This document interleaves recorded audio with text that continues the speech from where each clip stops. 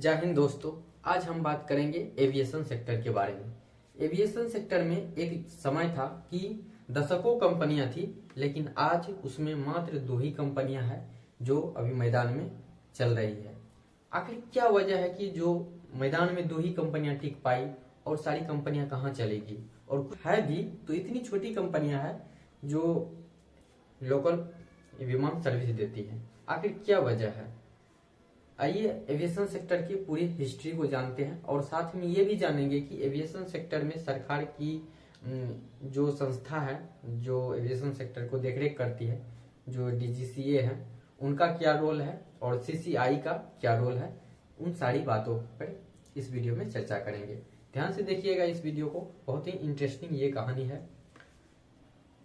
तो aviation sector का हमारे देश में स्थापना हुई थी सबसे पहले 1932 ईस्वी में। इसको JRD टाटा, जिसको रतन टाटा भी बोलते हैं, JRD टाटा ने किया था। आजादी से पहले टाटा ग्रुप ने इसकी स्थापना की थी एविएशन सेक्टर की 1932 ईस्वी में। जब देश आजाद हुआ, आजाद होने के बाद सरकार ने क्या किया कि जितने भी बड़ी बड़ी कंपनियां थी सबको अपने अंडर में ले लिया। उनको ये डर था कि अगर प्राइवेट कंपनी अगर बड़ी हो जाएगी तो वो एक अधिकार कर सकती है, मोनोपोली ला सकती है और आर्थिक स्थिति का केंद्रीकरण हो जाए प्राइवेट सेक्टर में, फिर बवाल मच जाएगी। इसीलिए इस डर की वजह से सरकार ने सोचा जितने भी सेक्टर है, सभी सेक्टर के जितने भी बड़ी बड़ी कंपनियां हैं वो सरकार ही चलाएगी, सरकार ही हैंडल करेगी। इसलिए एविएशन सेक्टर को भी सरकार ने 1952 ईस्वी में टाटा ग्रुप से लेके एयर इंडिया एयरलाइंस कर दिया भारत सरकार ने। अब धीरे धीरे समय बीतते गया। आजादी के बाद उद्योगपति का वर्चस्व बढ़ने लगा, उद्योगपति की संख्या भी बढ़ने लगी। तो सरकार ने सोचा कि अगर उद्योगपति इसी तरह से काम करते गए, इसी तरह से बड़ा होते गए तो एक दिन उद्योगपतियों का ही शासन चलने लगेगा देश में। तो उन्होंने क्या किया, 1970 ईस्वी में MRTP की गठन की, मोनोपोलिक रेस्ट्रिक्टिव ट्रेड प्रैक्टिस, इसकी गठन की। इसका मतलब ये है कि इसका मुख्य काम ये था कि कोई भी उद्योग है, कंपनी है, तो उसको बड़ा होने से रोकना है, बड़ा नहीं होने देना है। क्योंकि सरकार को यही डर था कि अगर कोई प्राइवेट कंपनी बड़ी हो जाती है तो फिर बाद में वो जनता के लिए दिक्कत हो जाएगी, सरकार के लिए दिक्कत हो जाएगी। क्योंकि पैसा में इतनी ताकत होती ना, पैसा जिसके पास हो जाता है, अगर उस पर कोई रूल्स कानून नहीं है तो वो मनमानी करने लगती है। तो यही डर था, क्योंकि ईस्ट इंडिया कंपनी हमारे देश में बिजनेस के पर्पज से आई थी, व्यापार करने के पर्पज से, लेकिन पूरे देश को गुलाम बना के चला गया, पूरे देश का शोषण करके चला गया। इसी शोषण की वजह से पब्लिक का फिर शोषण ना हो किसी प्राइवेट कंपनी द्वारा, इसी वजह से सरकार ने जितने बड़ी बड़ी कंपनियां थी सबको सरकारी कर दी और अपने हैंडल अंदर ले लिए। और जो भी नए नए उद्योगपति आ रहे थे तो उस पर कंट्रोल करने के लिए, उसको शोषण ना करे जनता का, पब्लिक का, और अपने से जो भी छोटी लेवल की कंपनी है उसको आगे बढ़ने से ना रोके, उसके लिए रूल्स बनाया गया और उसके लिए की स्थापना की MRTP की। इनका काम था कि उसको समझाना, जो कंपनी बड़ी हो रही है उसको रोकना, बस इतना ही इसको शक्ति दी गई थी कि उसको बड़े होने से रोकना है। अब क्या हुआ, तो धीरे धीरे समय बीतते गया, देश में और प्राइवेट सेक्टर सब धीरे धीरे, उद्योगपति सब धीरे धीरे डेवलप करती गई।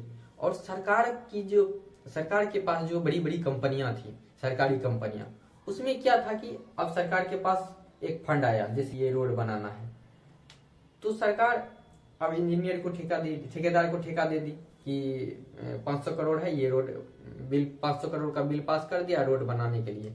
अब उसमें क्या था, सरकारी कंपनी में क्या होता था कि सरकार ठेकेदार को तो दे दिया, अब ठेकेदार सही से काम कर रही है कि नहीं कर रही है, वहां मजदूर आके कितना रोड बनाने में मटेरियल दे रही है कि नहीं दे रही है ओरिजिनल, उसका कोई जांच पड़ताल सही से नहीं होता था, सिस्टम कोई से काम चलाने वाला नहीं था। इस वजह से सरकारी जितनी भी कंपनियां थी वो धीरे धीरे लॉस में जाने कन्वर्ट हो गई, वो धीरे धीरे बंद होने के कगार पे आ गई, आर्थिक संकट आ गया।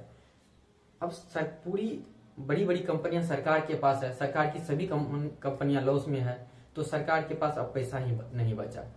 अब जो भी प्राइवेट कंपनियां थी उसको भी तो MRTP के तहत बड़ी होने से रोक रही थी, और प्राइवेट कंपनियों पे इतने रूल्स रेगुलेशन लगाए हुए थे कि यहाँ प्राइवेट कंपनी का कोई उद्योग करना बहुत मुश्किल था। इस वजह से क्या हुआ कि 1992 आते आते देश का आर्थिक संकट इतना कमजोर हो गया, अर्थव्यवस्था इतना चौपट हो गया कि देश में आर्थिक संकट आ गई। अब भारत के पास मात्र खाने के लिए जो पैसा था, बजट था, वो 3 सप्ताह तक वो इंडिया का खाने के लिए पैसा बचा हुआ था, मात्र इतना ही पैसा हुआ था। अगर 3 सप्ताह में किसी तरह से जुगाड़ नहीं हुआ या किसी तरह से इसको नहीं ठीक किया गया तो फिर देश की अर्थव्यवस्था चौपट हो जाती, बर्बाद हो जाती। अब सरकार ने क्या किया, 1992 में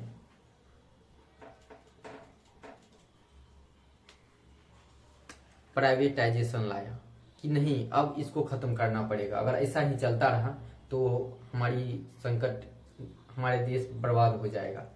तो अब इसको सुधारने के लिए कुछ तो और रुपया चाहिए। तो देश के पास उस टाइम पे जितना भी सोना था वो लंदन में जाके, उस टाइम पे प्रधानमंत्री थे पंडित जवाहरलाल नेहरू, वो लंदन गए, वहां पे उस सोना को बैंक में गिरवी रखा, वहां से जो भी पैसा हुआ लेके आए और देश की अर्थव्यवस्था को उठाने में पैसे को इन्वेस्ट किए। वहीं से 1992 ईस्वी से ही प्राइवेटाइजेशन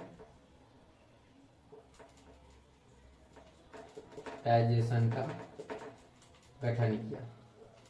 अब जैसे ही प्राइवेटाइजेशन का गठन किया, लागू किया, तो इसके बाद धीरे धीरे और कंपनियां सब में जो रूल्स रेगुलेशन उसको चलाने के लिए लगाए थे उस सबको स्वतंत्र कर दी, बहुत सारी छूट दी, ताकि बाहर से भी कंपनियां हमारे देश में आके इन्वेस्ट करे, कंपनियां उद्योग लगाए, ताकि हमारे देश का इकोनॉमी डेवलप हो।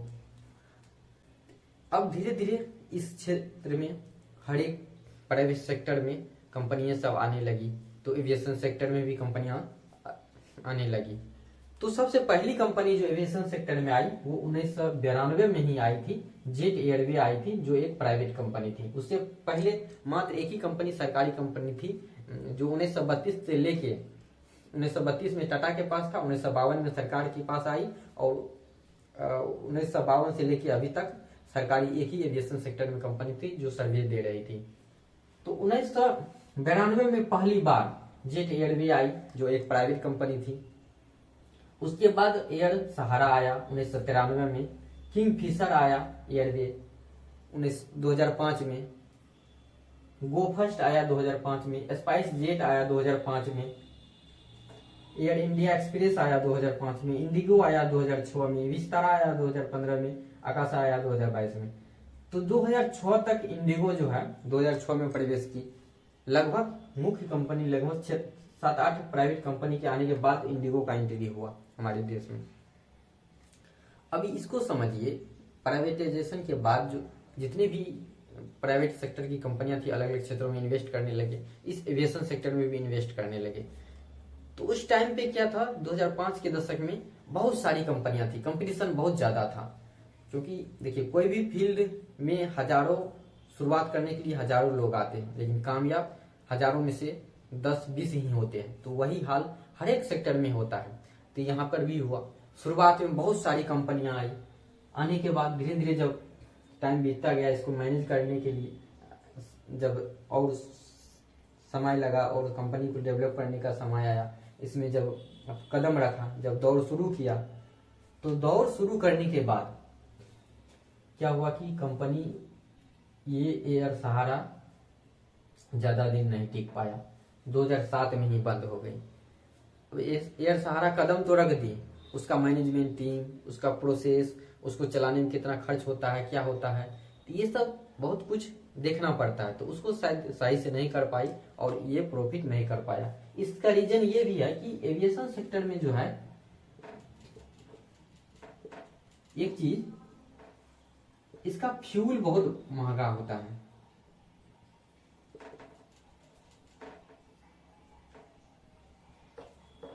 मार बोली इंग्लिश को हिंदी में लिखो। फ्यूल जो है 40 से 45% जो है इसका फ्यूल में ही खर्च हो जाता है, इसलिए इसमें प्रॉफिट कमाना थोड़ा टफ हो जाता है इस सेक्टर में। अब मान लीजिए कोई भी कंपनी है, उसका एक ही बड़ा बजट, जो प्रॉफिट का बड़ा पैसा जो है उसका फ्यूल में ही जा रहा है, तो मात्र उसका प्रॉफिट इधर बचेगा कितना, 55 से 60%।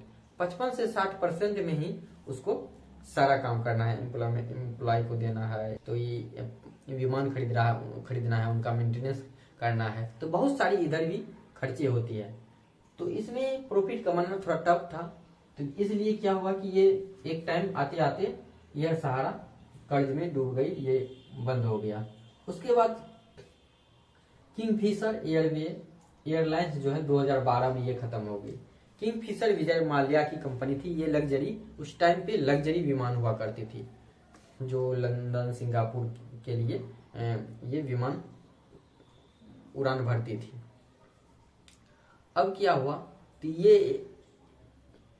किंगफिशर ने क्या किया कि एक डेक्कन एयरलाइंस थी जो लोकल कंपनी थी, जो देश के अंदर ही सर्विस देते थे, उसको अपने में मर्ज कर लिया, और उसको मर्ज करके उसको भी ये लग्जरी बनाना चाहा, तो जो वहाँ कामयाब नहीं हुई, और जिस वजह से जो भी किंगफिशर थोड़ा बहुत प्रॉफिट कमाती थी, उन दोनों को ये लॉस में कन्वर्ट कर दी, दोनों को चौपट कर दी।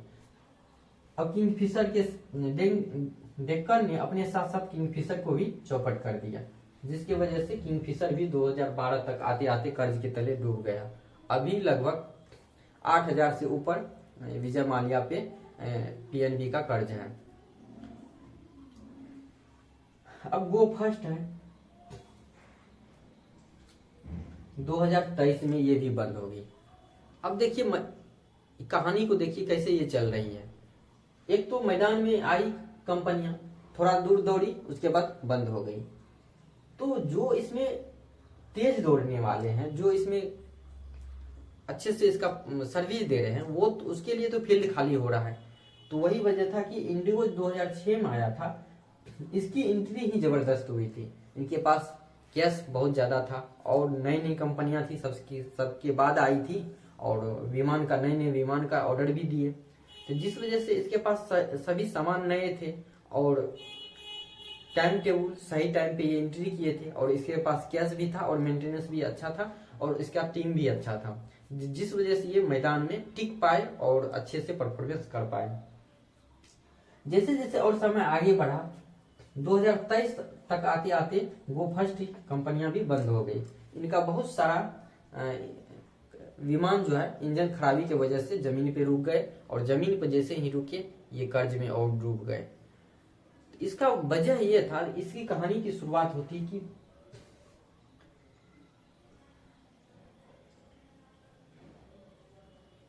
2023 में ये भी बंद हो गया।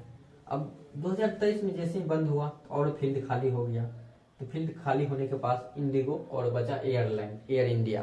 तो एयर इंडिया का 2021 में जो है घर वापसी आया, जिसे सरकार ने उसे फिर 18,000 करोड़ में टाटा ग्रुप ने इसको खरीद लिया। तो इसी को बोलते हैं घर वापसी, क्योंकि पहले टाटा ग्रुप का ही था।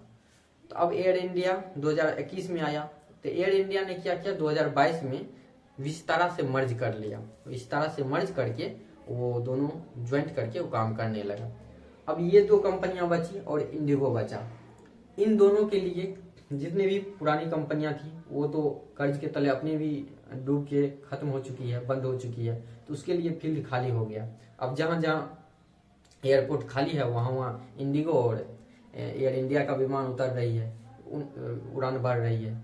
तो जिस वजह से इनका प्रोग्रेस तेजी से होने लगा, और धीरे धीरे करके 2025 आते आते मार्केट में 60% इंडिगो का और 28% जो है एयर इंडिया का वर्चस्व हो गया बाजार में।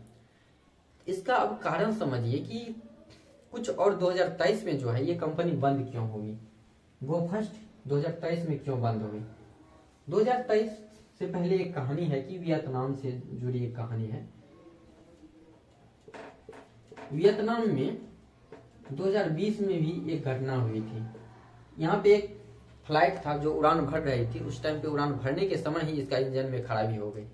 तो जब उस विमान के इंजन को लैब में जाके जांचा तो इंजीनियरों ने देखा कि उसके चदरे जो है उसमें दरार है, इंजन के चदरे में दरार है। तो ये खबर गई इंजन बनाने वाली कंपनी प्रेट एंड व्हिटनी को।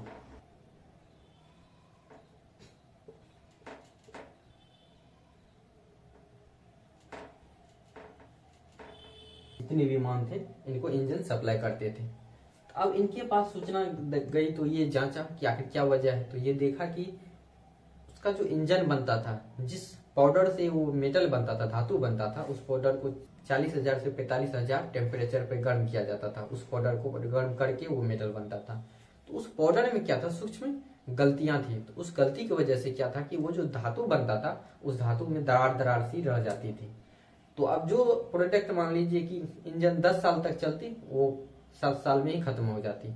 इस वजह से तो मान लीजिए आदमी को भरोसा है ये 10 साल तक चलेगा, लेकिन उससे पहले खत्म हो गया तो क्रैशेस की संभावना बढ़ गई। तो ये सूचना की वजह से इन्होंने जब लगभग बहुत सारे विमानों को जांच किया तो सेम घटना पकड़ाई।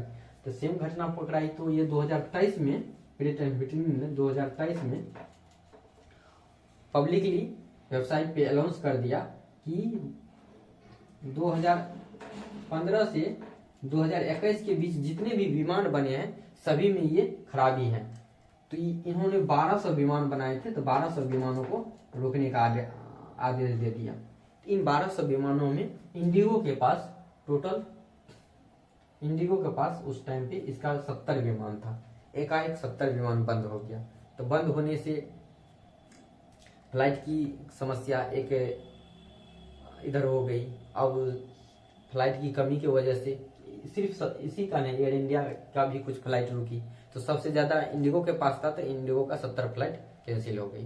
तो 2000 में जैसे कैंसिल होगी तो उस टाइम पे फ्लाइट कम होने की वजह से टिकट का दाम बढ़ाना पड़ा।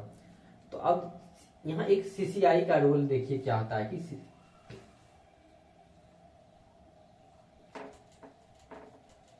अब जैसे ही टिकट का दाम बढ़ाया, यहाँ सीसीआई, यहाँ डीजीसीए,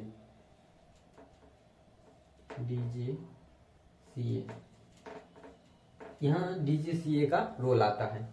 तो डीजीसीए का रोल ये था कि डीजीसीए का काम मुख्य ये है कि कोई भी नए विमान आता है तो उसको जांच करना, उसके बाद लाइसेंस देना और पायलट की एग्जाम लेना, उसकी सर्टिफिकेट देना, लाइसेंस देना, एयरपोर्ट की जांच करना, सुरक्षा व्यवस्था को देखरेख करना, एयर कंट्रोल की देखरेख करना और पायलट की एफडीटीएल की रूल रेगुलेशन बनाना।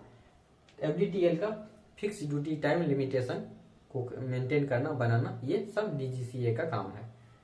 तो अब डीजीसीए जैसे ने देखा कि ये इनके विमानों में ये खराबी है तो तुरंत उन्होंने आदेश दिया कि सारी कंपनियों को, तो जितने भी 70 विमान थे तो 70 विमान को एकाएक रोक दिया। तो 70 विमान के रुकने के बाद इन लोगों ने अब फ्लाइट की कमी तो महसूस होगी ही, क्योंकि 70 विमान रुक गए हैं अचानक से। तो इस वजह से टिकट के दाम को बढ़ा दिए। तो अब 2022 में एक घटना हुई थी। जैसे ही एयर इंडिया ने 2022 में विस्तारा के साथ मर्ज किया था, तो सीसीआई ने तो यहाँ पे रोका इसको। यहाँ पे सीसीआई का भूमिका देखिए क्या है। तो सीसीआई ने रोका कि ये तू क्या कर रहा है, क्योंकि सीसीआई का काम ही है। इसके बारे में भी बताएंगे कि सीसीआई की बना कैसे। सीसीआई का गठन हुआ था 2002 में और इनको फुल पावर मिला 2009 में। उस टाइम पे एमआरटीपी को खत्म कर दिया गया और उसका जितना पावर था सीसीआई को दे दिया। अब सीसीआई का गठन क्यों किया गया? सीसीआई का गठन करने का मुख्य मकसद ये था कि जब उद्योग कंपनी बढ़ने लगी, बड़ी होने लगी, तो अब बड़ी होने से नहीं रोक, अगर बड़ी कंपनी को बड़ी होने से रोकेंगे तो देश का अर्थव्यवस्था कैसे डेवलप होगा। इसलिए फिर संशोधन करके सीसीआई की स्थापना की गई। इसमें कहा गया कि कोई भी कंपनी कितनी भी बड़ी होती है, हमको कोई दिक्कत नहीं, बस तुम छोटी कंपनी को दबाओगे नहीं, छोटी कंपनी को उसको रोकोगे नहीं, उसको बर्बाद नहीं करोगे। यही काम था सीसीआई का, देखना। और अगर कोई ऐसा करता है तो इसको इतना भी पावर दिया गया कि उस पर एक्शन ले और उस पर फाइन लगाए। तो सीसीआई की स्थापना 2002 में और 2009 में पूरी पावर के साथ गठन हुई। अब सीसीआई ने एयर इंडिया से कहा, अगर तुम विस्तारा को अपने साथ जोड़ लेते हो और कुछ ऐसी एयरपोर्ट्स है जहां से विस्तारा और एयर इंडिया ही वहां से उड़ान भरती है, तो उस जगह पे तुम फ्लाइट कम करके अपना टिकट का दाम बढ़ा दोगे, तो क्या तुम्हारा गारंटी है? इस वजह से तुमको हम ये परमिशन नहीं देंगे। इसको परमिशन नहीं दिया, तो वही अब इसको परमिशन नहीं देने के बाद सीसीआई ने फिर रिसर्च की, जांच की, क्या इसमें मामला है, क्या सही बात है। तो उन्होंने जब जांच की तो इधर देखा कि जितने भी एविएशन सेक्टर में कंपनियां थी, एक तो पूरी तरह से कमजोर थी, बहुत सारी कंपनियां बंद हो गई थी। एक देखा कि इंडिगो वो एकदम तेजी से दौड़ रहा है। इधर बचा एयर इंडिया जो विस्तारा को जोड़ रही है, एयर इंडिया खुद लॉस में जा रही थी। अगर देखा, अरे ससुर, अगर इसको छोड़ देंगे तो पूरा एक अधिकार तो मार्केट पे इंडिगो का हो जाएगा। इससे अच्छा है कि उसको भी परमिशन दे देते हैं, ताकि एक से भले दो सही, दो में तो कम से कम कंपटीशन बना रहेगा। अगर एक ही आदमी रहेगा तो वो तो पूरे मार्केट पे कब्जा कर लेगा, तब तो वो अपना मोनोपोली एक अधिकार कर लेगा, जो चाहेगा वो करेगा। क्योंकि देश में कोई भी सेक्टर का रहना भी तो जरूरी है। पूरी तरह से तो एविएशन सेक्टर को खत्म नहीं किया जा सकता है, और खत्म नहीं किया जा सकता है अगर एक किसी भी सेक्टर में एक कंपनी रहती है और कोई कंपनी नहीं है, तो फिर देश का तो मोनोपोली आना निश्चित है, कंपनी का तो मन बढ़ेगा ही बढ़ेगा। इस वजह से सीसीआई को मजबूर होके एयर इंडिया और विस्तारा को परमिशन देना पड़ा 2023 के लास्ट में, कि नहीं भाई तुम जुड़ जाओ आपस में, कम से कम दो आदमी कंपटीशन करे फील्ड में। इनको परमिशन दे दिया 23 के लास्ट में, इसको परमिशन मिल गया। अब 2023 के लास्ट में परमिशन मिल गया। तो अब दूसरी घटना ये है एफडीटीएल को लेके। अभी जो बवाल मचा हुआ है हाल में, फ्लाइट कैंसिल सुन रहे हैं कि आज 2000 फ्लाइट कैंसिल हो गया, इधर हाल की घटना है 3000 फ्लाइट कैंसिल हो गया। ये क्या कारण है? इसका कारण देखिए यहाँ 2023 में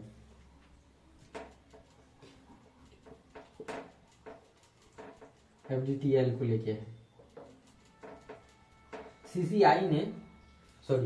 डीजीसीए ने पहले ही सभी एविएशन सेक्टर को चेतावनी दे दी थी, इंडिगो और इंडिया को, मेन रूप से इंडिगो को, क्योंकि बाजार में 60% मार्केट सप्लाई ये देते हैं, सर्विस ये देते हैं पब्लिक को। तो इस वजह से इंडिगो के पास फ्लाइट भी ज्यादा है। तो एफडीटीएल का मतलब होता है फिक्स ड्यूटी टाइम लिमिटेशन। अब फिक्स ड्यूटी टाइम लिमिटेशन में बहुत पायलट ने कंप्लेन किया डीजीसीए के पास कि काम बहुत ज्यादा, हम लोग थक जाते हैं काम करते करते। उस टाइम पे 12 से 13 घंटा काम कराते थे, और 12 से 13 घंटा काम करने के बाद और सप्ताह में उसको रेस्ट नहीं मिलने पर, तो उस टाइम पे वीकली जो था पायलट के लिए, जैसे 1 वीक का मात्र 36 घंटा रेस्ट था। ये रेस्ट टाइम था एक सप्ताह में 36 घंटा। अब एक सप्ताह में 36 घंटा रेस्ट है, बाद बाकी इसका ड्यूटी एक दिन में 12 से 13 घंटा ड्यूटी करना है। 1 डे का 12 से 13 घंटा ड्यूटी करना था। इस वजह से क्या था कि इनका थकान जो है पूरा नहीं होता था। कई बार तो ये फ्लाइट में झपकी आ जाती थी, नींद आ जाती थी, इस थकान ज्यादा महसूस होने लगता। तो पायलट सब कंप्लेन किए डीजीसीए को, तो उन्होंने 2023 में ही इसको चेतावनी दी कि तुम अपने रूल्स रेगुलेशन को लेके एफडीटीएल को लेके सिस्टम को सुधारो, बदलाव करो, और जो भी पायलट की कमी है उसको हायर करो और जल्दी से इसको सुधारो। तो इन्होंने अंठा दिया, काम नहीं किया उस टाइम पे। तो बाद में धीरे धीरे 2025 आया, तो डीजीसीए ने पूरा कड़ी नियम के साथ 2000 नवंबर में ही इनको कहा कि ये रूल ये लाना ही पड़ेगा। तो जब 2000 कंपनी ने कहा ठीक है हम करेंगे, तो 2025 में के नवंबर में फर्स्ट स्टेज लाया।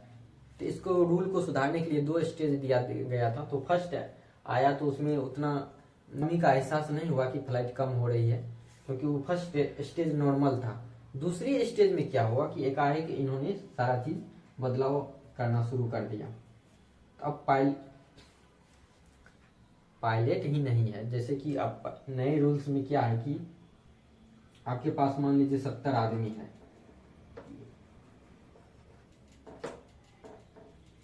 70 आदमी है। अब पहले रूल्स था कि 36 घंटा रेस्ट करेगा, बाद में की ड्यूटी करेगा। अब ये है कि नया रूल्स में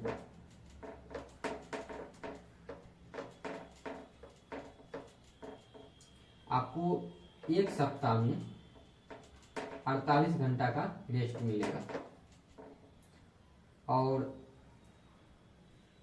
नाइट टाइम ड्यूटी में 12 बजे से लेके आप 6 बजे तक रहेंगे, और उसके बाद ये नाइट टाइम हुआ। डे टाइम में 6 बजे सुबह से लेके 12 बजे रात तक, इसको डे टाइम बोला जाता है। इसमें 6 से 7 घंटे का ड्यूटी करना है, इसमें 10 से 12 घंटे का ड्यूटी करना है। अब जैसे ही समय में बदलाव हुआ, तो अब किसी पायलट का रेस्ट टाइम है तो उससे ड्यूटी तो नहीं करवाएगा। इस वजह से क्या हुआ कि पायलटों की कमी हो गई। पायलट की कमी हो गई तो बिना पायलट का फ्लाइट उड़ेगा कैसे? इस वजह से फ्लाइट को रोका गया, रूल्स रेगुलेशन को सुधारने के लिए। और धीरे धीरे अब सिस्टम को उसमें अप्लाई करते गया। अब धीरे धीरे कम हो रही है। पहले 2000-3000 फ्लाइट बंद होते थे, अब मात्र 500-400 फ्लाइट एक दिन में बंद हो रही है। ये भी जनवरी तक में ये भी पूरा क्लियर हो जाएगा। यही मेन वजह था कि एफडीटीएल को लेकर ही, FDTL fix duty time limitation उस टाइम पे पायलट के लिए थोड़ा कष्टदायक था, ज़्यादा काम करना पड़ता था, थकान हो जाती थी, जिस वजह से फ्लाइट को उड़ान भरने में या चलाने में परेशानी भी हो सकती थी। क्योंकि मेन कारण है कि जब फ्लाइट जो है हवा में रहती है तो उस टाइम पे पायलट को बहुत चौकन्ना रहना पड़ता है, बहुत चीज उसको देखना पड़ता है। तो उस टाइम पे उसको पूरी एनर्जी के साथ उसमें काम करना पड़ता है।